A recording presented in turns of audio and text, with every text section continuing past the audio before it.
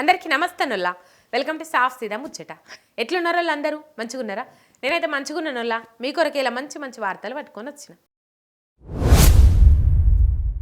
ఇలా మనమంతా మాది తెలంగాణ అని గర్వంగా చెప్పుకుంటున్నామంటే దానికి కారణం కేసీఆర్. 60 ఏళ్ల కలను సాకారం చేసి తెలంగాణ సాధించిన యోధుడు.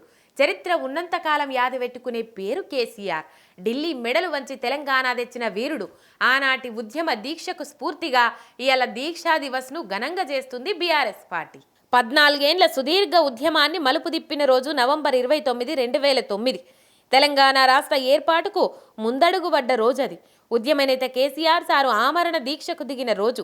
స్వరాష్ట్ర సాధన కోసం తెలంగాణ ప్రజల్ని ఏకం చేసి ఉద్యమ నేత కేసీఆర్ ఆ మహనీయుడి నిరాహార దీక్ష త్యాగదీశ రోజును దీక్షా దివాసు ప్రతి ఏడు వేడుకగా చేస్తుంది ఉద్యమ పార్టీ. ఆనాడు దీక్షతోటి ఢిల్లీలో భూకంపం పుట్టించిండు కేసీఆర్ సారు. స్వరాష్ట్ర సాధనకు ఆనాటి యూపీఏ సర్కారు ముందడుగేసేటట్టు చేసిండు. ఆ ఉద్యమ కెరటం దీక్షకి అలా 15 ఏళ్లు నిండినాయి. నవంబర్ 29 నుంచి డిసెంబర్ 9 దాకా ఆ 11 రోజులు సిగమూగింది తెలంగాణ. కేసీఆర్ సచ్చుడో తెలంగాణ అచ్చుడో అని తెగిచ్చి పిడికిలి బిగించిండు. సారెంబడ సబ్బండ వర్గాలు తోడు నడిచినాయి. ఉద్యమాన్ని అనగదొక్కాలనని సమైక్యాంధ్రులు ఎన్ని కుట్రలు చేసినా పట్టిడవలేదు సారు. ఉగ్గు తినే పిలగాని కాన్నుంచి పండు ముసలుల దాకా ప్రతొక్కలు జై తెలంగాణ అనే వరకు ఉద్యమం ఉగ్రరూపం దాల్చింది. దాంతో ఢిల్లోలు దిగొచ్చిండ్రు. తెలంగాణ రాష్ట్రం ఇచ్చేందుకు ప్రక్రియ మొదలు పెడుతున్నామని చెప్పుకొచ్చిండ్రు. అట్లా 54 ఏండ్ల చరిత్రలా మొట్టమొదటిసారి తొలిసూరి ఢిల్లీ మెడలు వంచింది కేసీఆర్ సారు దీక్షాస్త్రం. అందుకే దీక్షా దివస్ను పండగ లెక్కనే చేసుకుంటుంది యావత్తు రాష్ట్రం. ఏ సర్కారు బడి చూసుకున్నా ఏమున్నది గర్వకారణం, ఏ సర్కారు హాస్టల్ చూసుకున్నా ఏమున్నది గర్వకారణం, ఏ సర్కారీ యూనివర్సిటీ చూసుకున్నా ఏమున్నది గర్వకారణం. అంతా పురుగుల అన్నం నీళ్ల సారే. ఎంతమంది పిలగాండ్లు దావకాండ్ల పాలవుతున్నా, ఎంతమంది నిరసనలు చేస్తున్నా, ఎంతమంది పోయి చెకింగులు చేసినా తూతూ మంత్రమే అవుతుంది. కానీ పరిస్థితి అయితే మారింది లేదు. బళ్ళు హాస్టల్లే కాదు, ఓయూల కూడా గదే పరిస్థితి మోపైంది. ఓ దిక్కు రాష్ట్రమంతా సర్కారీ బళ్ళు హాస్టళ్లలో ఫుడ్ పాయిజన్లతోటి పొలగాళ్ళంతా దావకాండ్ల పాలవుతాండ్రు. పొన్నమసంటి మంత్రి సార్లేమో పెన్లోడొచ్చి పేరట్ల దిగినట్టు హడావిడిగా పోయి హాస్టళ్లలో ఫుడ్ చెకింగ్ చేస్తున్నామని చేతులు దులుపుకుంటారు. మేమేం చేస్తాం, ఫుడ్ పాయిజన్లు అయితే ఒకరిద్దరు పోతారన్నట్టు నిర్లక్ష్యంగా మాట్లాడతారు. అంత పట్టింపు ఉన్నది. ఇక ఆకునూరు అసంటి మేధావులైతే అసలు గురుకులాలు అవసరమే లేదండి అని మేధావితనం చూయిస్తారు. ముఖ్యమంత్రి గారేమో ఫుడ్ పాయిజన్లు కావద్దని పెండ్లిలు పేరంటాలకు తిరుక్కుంటా ఆర్డర్లు వేస్తాడు. కానీ పరిస్థితి ఏమో ఏడేసిన గొంగలి ఆన్నే ఉన్నదన్నట్టు ఉంటుంది. అదే తెలంగాణ ప్రభుత్వం వల్ల మ్యాజిక్, పేరు గొప్ప ఊరు దిబ్బ అన్నట్టు ఓయిల బువ్వకూరల పరిస్థితి ఇట్లున్నది. ఎన్నిసార్లు చెప్పినా మీరు మారరా అని మసిలే సాంబారు బగోన్లతోటి బయటకు వచ్చి బైఠాయించిండ్రు స్టూడెంట్ పిలగాండ్లు. ఈ నీళ్ళ చారేంది, ఈ తిండేందని ధర్నా చేసిండ్రు.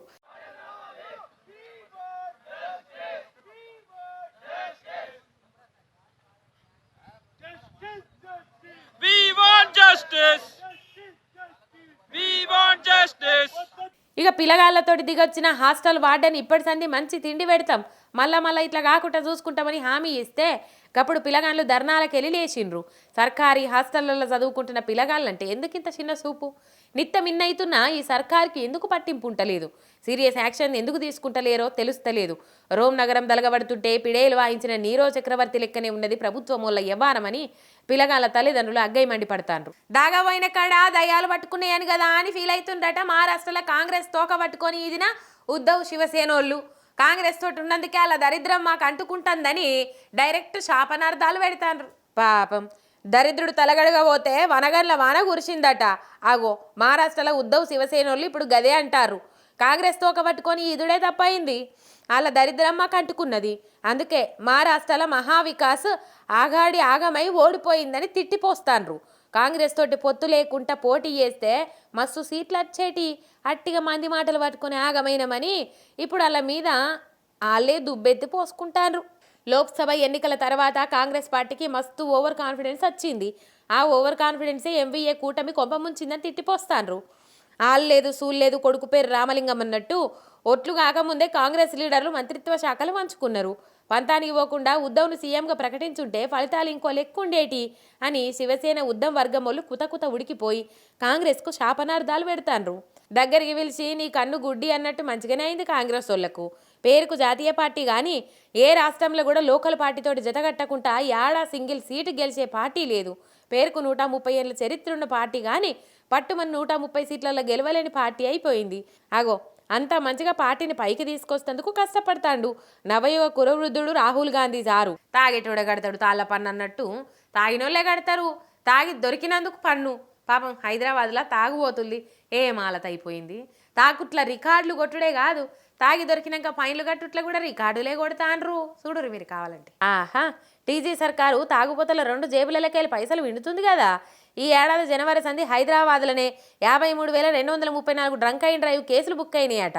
అలా 45,394 కేసులు 2 వీలర్లు అయితే 5,364 కేసులు 4 వీలర్లు నడుపుతున్నోళ్ళయి.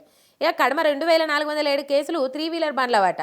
ఇక కుతికెల నిండా దాగి బండ్లు నడిపి పోలీసులకు దొరికినందుకు వేసిన ఫైన్లు ఎంత అని లెక్క తీస్తే 10.69 కోట్లని తేలిందట. వదికు పైసలు పెట్టి తాగి మళ్ళీ బయటకు వచ్చి తాగినందుకు పోలీసు వాళ్ళకు పైసలు కట్టిన పైకమన్నట్టు. ఈ 10 కోట్లల్లో కూడా బగ్గ సోయి లేకుండా తాగిన కొంతమందికి 10,000 దాకా ఫైన్లు వేసుడే కాకుండా జైలుకు కూడా పోయిన వాళ్ళు ఉండరట. ఎందుకు వచ్చిన తిప్పలి? తాగబుద్ధి అయితే ఇంట్లో తెచ్చుకొని తాగాలి, బయట తాగితే బండి ముట్టకుండా ఏదైనా క్యాబో గీబో ఎక్కి రావాలి. అంతేగాని తప్పదాగి బండ్లు బయటికి తీస్తే ఎవరికి గుద్దినా ఏడవడ్డా ఇక పానాలకు పరిశాని, ఇల్లు ఆగమైనట్టేనాయే. అయ్యో ఎట్లా పడ్డావని అడిగితే ఎవరికన్నా చెప్పుకున్న సిగ్గుపోతుంది.